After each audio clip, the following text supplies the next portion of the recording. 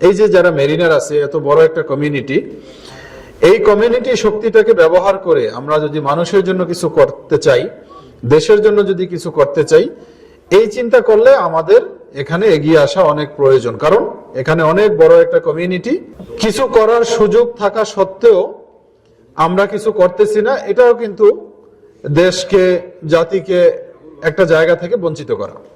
তো এখন আপনারা যারা এখানে আছেন, আলহামদুলিল্লাহ সবাই ইয়াং জেনারেশন, দেশের সম্পদ আমাদের। তো একটা দেশ কিভাবে আগায় যায়? একটা দেশের মূল সম্পদ হলো ওই দেশের মানুষ। আপনারা দেখবেন অনেক জায়গা আছে, কানাডা, অস্ট্রেলিয়াতে, যেখানে প্রচুর জায়গা জমি পড়ে আছে কিন্তু মানুষ নাই। তো এই মানুষ না থাকার কারণে আমরা অনেক সময় এই সমস্ত জায়গার ব্যাপারে জানিও না এবং এগুলো আমাদের নজরেও আসে না। তার মানে মূল হলো কি? মানুষ। এখন মানুষ যদি না থাকতো এই পৃথিবীতে, পৃথিবীরও কোনো দাম ছিল না। যেমন মঙ্গল গ্রহে মানুষ নাই, কত বড় জায়গা খালি পড়ে আছে, কোনো দাম আছে? দাম নাই ওই রকম ভাবে। এই জন্য মানুষকে বলা হয়েছে সৃষ্টির সেরা, আশরাফুল মাখলুকাত।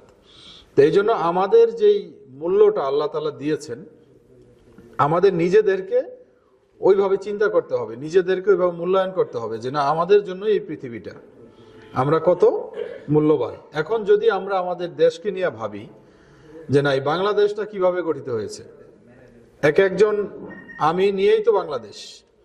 তো এই জন্য আমরা যে যেখানে থাকি না কেন, আমাদেরকে মনে করতে হবে যে আমি যদি আজকে কাজ করি, আমি যদি আমার দায়িত্বটা পালন করি, তাহলে প্রত্যেকেই যদি আমার মতো ভাবে, আমাদের এই দেশটা এগিয়ে যাবে।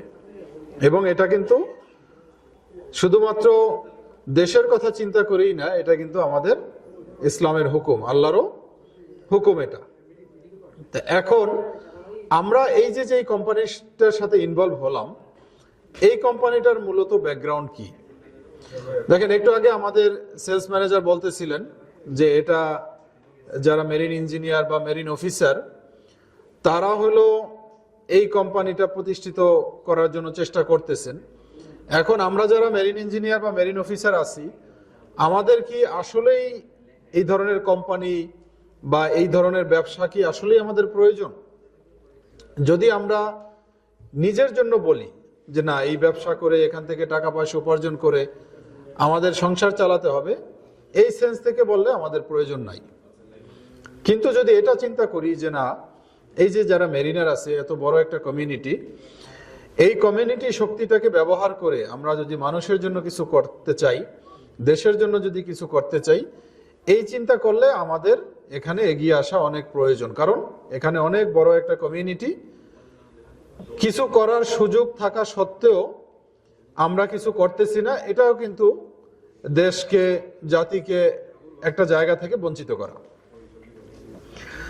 তা এখন আমরা এই যে ব্যবসা করতে আসলাম, এই আসার কারণে আমাদের দ্বারা আমরা নিজেরা এবং যারা অন্যান্য মানুষ আছে, দেশের জনগণ আছে, তারা উপকৃত হবে এবং হচ্ছে। তা এখন ধরেন অন্যান্যরাও তো অনেকে ব্যবসা করে বা অনেকের কোম্পানি আছে, এখন তাদের মধ্যে আমাদের মধ্যে নীতিগত পার্থক্য কোথায়? আমাদের নীতিগত পার্থক্য হলো এটা যে সবাই কি করে, একটা সময় পরে গিয়ে ব্যাংক থেকে মোটা অঙ্কের একটা লোন নিয়ে তারা সুদের সাথে জড়িত হয়ে এরপরে ব্যবসাটা করে। কিন্তু আমরা এখানে যারা আছি, আলহামদুলিল্লাহ, আমরা এতটাই ডিটারমাইন্ড এই লাইনে যে ধরেন কোম্পানি 1000 কোটি টাকার ব্যবসার লাইনে ইনভলভ হয়েছে সাপোজ, এখন এমন একটা পর্যায়ে গেছে যে ব্যাংক থেকে লোন না নিলে এই কোম্পানি এখন বন্ধ করে দিতে হবে। আমরা এখানে যারা আছি প্রত্যেকেই এতে একমত, প্রয়োজনে আমরা কোম্পানি বন্ধ করে দিব, কিন্তু আমরা সুদের সাথে জড়িত হব না। এটা হলো আমাদের মূল মোটিভেশন এবং আমাদের একটা অঙ্গীকার। এখন আপনারা যারা এখানে আছেন তারা জানেন যে সুদ আসলে কি জিনিস, কিন্তু পরবর্তীতে দেখা গেল ওই মুনাফিকরা যারা ওই সময় সুদের ব্যবসা ছাড়ে নাই এবং আব্বাস রাদিয়াল্লাহু তাআলা আনহু ছাড়ছেন, এই আব্বাস রাদিয়াল্লাহু তাআলা আনহুর এই আমলের কারণে আল্লাহ তাআলা এত খুশি হয়েছেন যে আব্বাসীয় বংশের হাতে 850 বছর খেলাফতের দায়িত্ব দিয়ে রাখছেন। এই বাচ্চা হারুনুর রশিদ, বাচ্চা মামুনুর রশিদ সবাই কিন্তু এই আব্বাসীয় বংশের লোকজন। আর ওই যে যারা মুনাফিক, যারা ওই সময় সুদের ব্যবসা ছাড়ে নাই, তাদেরকে বংশ পরম্পরায় এখন দেখা যায় এই যে রোহিঙ্গা যারা আছে, এই রোহিঙ্গাদের মধ্যে একটা শ্রেণী আছে যারা ওই শ্রেণীর সাথে মিলে এবং বংশ পরম্পরায় তারা এখন ওই রোহিঙ্গাদের ওখানে ভিক্ষা করে। এখন এটা কেন হইল? তাহলে এটা হয়েছে এই কারণে, কারণ আল্লাহ তাআলা এটা বলছেন। এটা আমাদের যুক্তিতে আসুক বা না আসুক, আল্লাহ বলছেন এটাই হবে।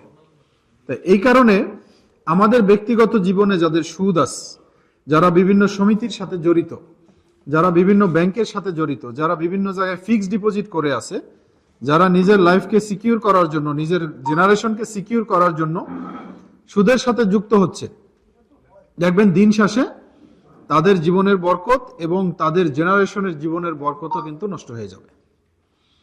এটা আপনি আমি বুঝতে পারি আর না পারি। এই জন্য আমরা অনেকে নামাজ কালাম পড়ি, আমরা অনেকে কোরআন তেলাওয়াত করি, অনেকে তাহাজ্জুদ গুজার, কিন্তু এই দিক দিয়ে আমরা সুদের সাথে জড়িত হয়ে আমাদের সম্পূর্ণ সম্পদটাকে আমরা হারাম করে ফেলতেছি। এই জন্য এটা সর্বোচ্চ চেষ্টা করতে হবে যাতে আমরা সুদের সাথে জড়িত না হই। Mariners Group, a business revolution for the mariners community.